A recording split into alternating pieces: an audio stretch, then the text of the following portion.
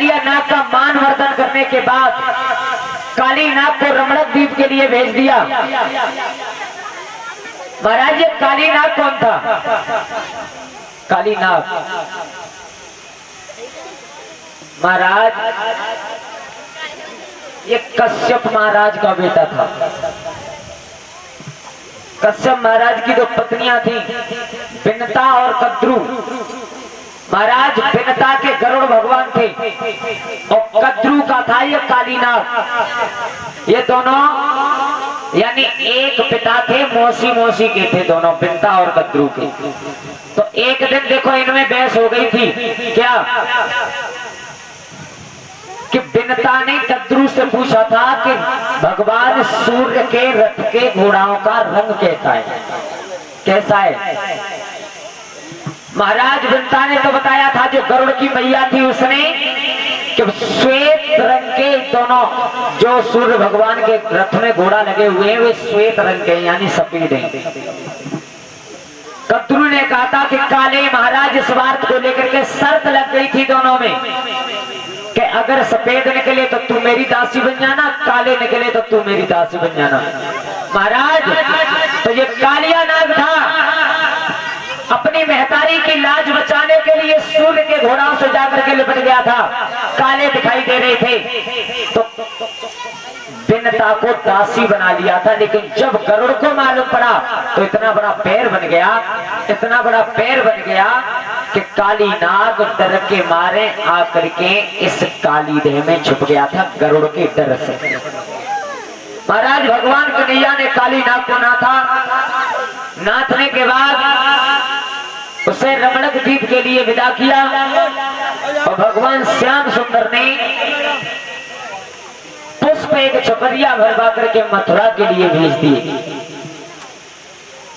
अब देखो एक दिन कन्हैया ने क्या देखा महाराज कि जितनी ब्रज की गोपियां हैं, जितनी ब्रज की गोपियां, उनको इतना ज्ञान नहीं है कि वो यमुना में और नग्न होकर के यमुना में स्नान करती थी। सभी माताएं ध्यान दें, कभी भी माताओं को कमर तक जल में घुस करके स्नान नहीं करना चाहिए, कभी भी माताओं को और बहनों को, क्योंकि वरुण देव का अपमान हो जाता है उस जगह पर। वरुण देव का वास होता है जल में, और जो माताएं कमर तक जल में घुस करके स्नान करती हैं उन्हें पाप लग जाता है, ध्यान रखना। तो सभी स्त्रियां ब्रज की गोपियां रोजाना भगवान कन्हैया देखते हैं कि वो उन्हें इतना दिमाग नहीं है कि वो यमुना में वस्त्रहीन होकर के स्नान करती हैं। भगवान ने विचार किया कि देखो ये अज्ञान है, ये जानते नहीं है। तो एक दिन श्याम सुंदर ने सबके वस्त्र उठाए और उठा करके जाकर के कदम की डाली पर छुप गई। कदम की डाली पर जाकर के बैठ गए और मीठी मीठी बंसी बजाई श्याम सुंदर ने।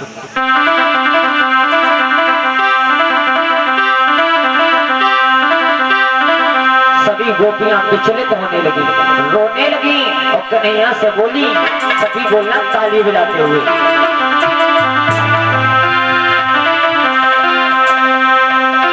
अरे कपड़े डारी भोजन पे ताना में लो और चढ़ो कदम के बस पे गाना, कदम के बस पे।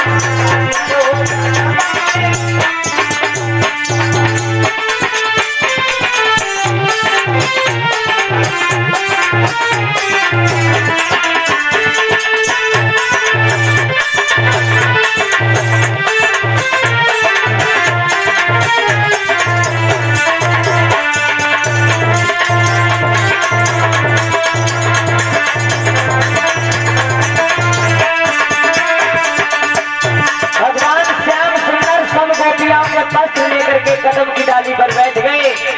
सब गोपियां रो रही हैं, कन्हैया अरे कन्हैया तेरी स्वान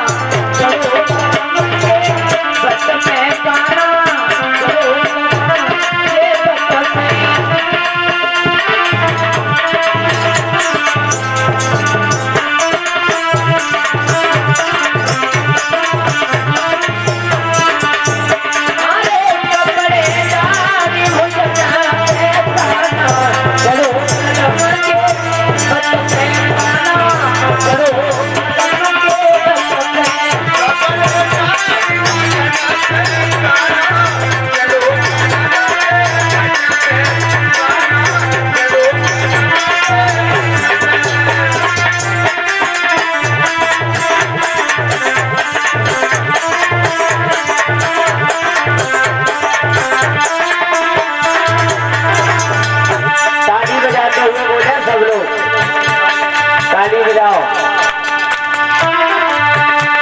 चलो